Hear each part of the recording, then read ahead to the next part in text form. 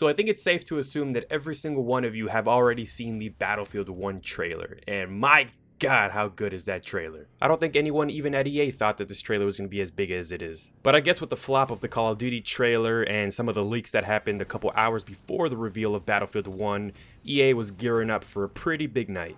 So I won't be doing a review or breakdown of the revealed trailer, as there's probably going to be about a couple hundred of those on YouTube at the moment. But instead I figured I'd just go over a few things that I know and possibly a few things that you guys are still looking for more info on.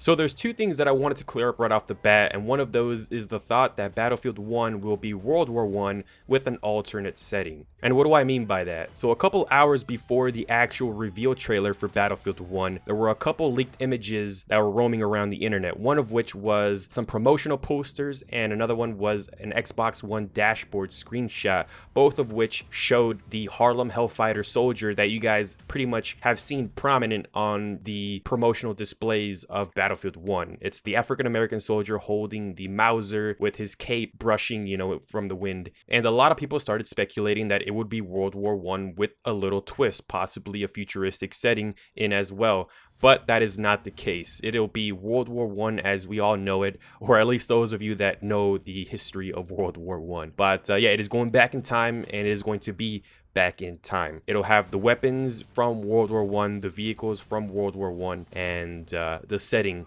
of World War 1. DICE is actually going all out and making this as historically accurate as possible. But I do believe they're adding their own minor works of fiction into the game as well. One example is the heavily armored guy in the trailer that you guys see. You can assume he's holding a minigun of some sort. But as you can see, he's decked out in armor of which we don't really see in that time frame, but more of which in like medieval times. There was armor of some sort back then, but I don't believe there is that type of armor that covered you from head to toe and made you look that badass. So I think that little minor twist is nothing too crazy, but it does make it look pretty cool. Another case of concern was during the initial rumors that the next Battlefield title would be going to World War 1. There was a lot of concern that it would consist mainly of trench warfare. Now, I don't know about you guys, but if you saw the same trailer that I did, I think it's safe to assume that it is not going to be only trench warfare. In fact, it is going to be all-terrain warfare. There's going to be desert warfare, jungle warfare, urban warfare, and we'll have to see what else DICE has for us.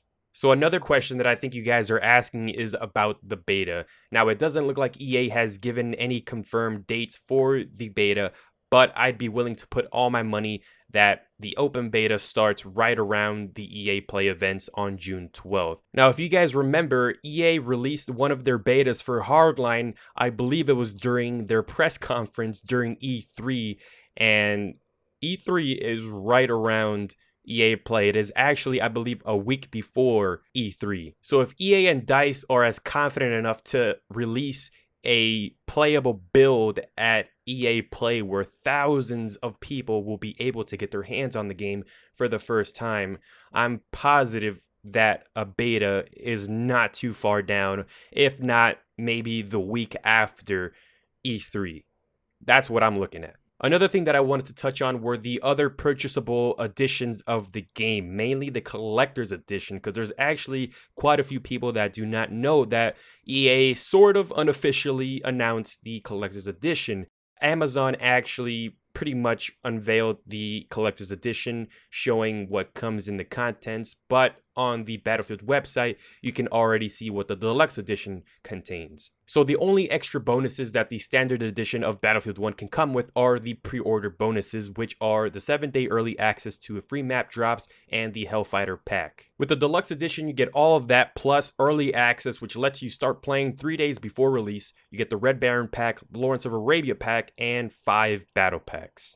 And to top it all is the Battlefield 1 Collector's Edition, which sports a pretty hefty price of $220.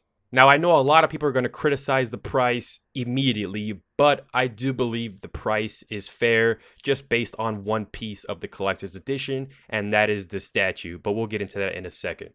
So included in the $220 price tag is the exclusive cloth propaganda poster, the exclusive steelbook, which as you can see has the same Harlem Hellfighter soldier, contains also deck of playing cards, and a passenger pigeon tube with exclusive DLC content. So doesn't look like we've seen what the DLC for the collector's edition contains. It might be some extra stuff aside from the deluxe edition.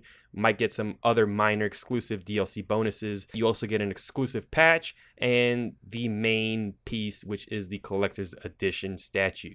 So why do I believe that the $220 price tag is fair for this collector's edition? Well, just by looking at the statue and that it is 14 inches tall, I think that is a fair price. Now, some of you guys might be confused as to why the 14 inches matters.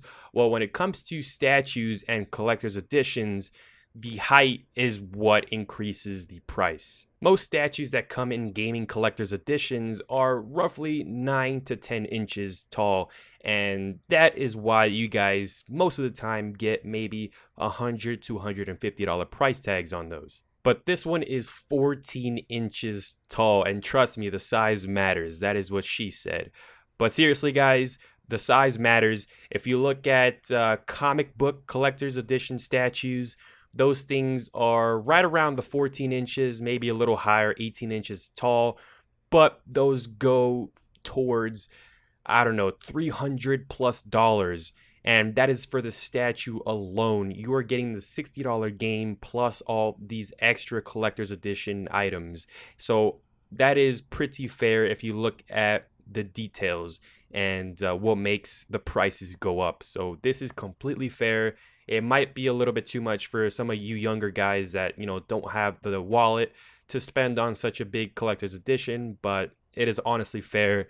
And let me know what you guys think, I guess. So that is about it for me here, guys. Thanks so much for watching. Hopefully you guys are as excited as I am for Battlefield 1. I don't think I mentioned this earlier in the video, but I have actually gotten my hands on Battlefield 1. I have played Battlefield 1, and trust me, guys, the hype is real. Obviously, I cannot go into any further details in terms of game mechanics and weapons and things like that, as I am under NDA. But if you want to leave a comment down below, a question, I will definitely try my best to answer as many as I possibly can that are in line with the NDA and don't give any details away. Again, thank you guys so much for watching, and let me know how many times you guys have seen the Battlefield 1 reveal trailer. I think I've probably seen it around 40 times. I'm not lying. As soon as it stops, I play it right back to the beginning and watch it again. But as always, thanks so much, guys, and stay cheesy.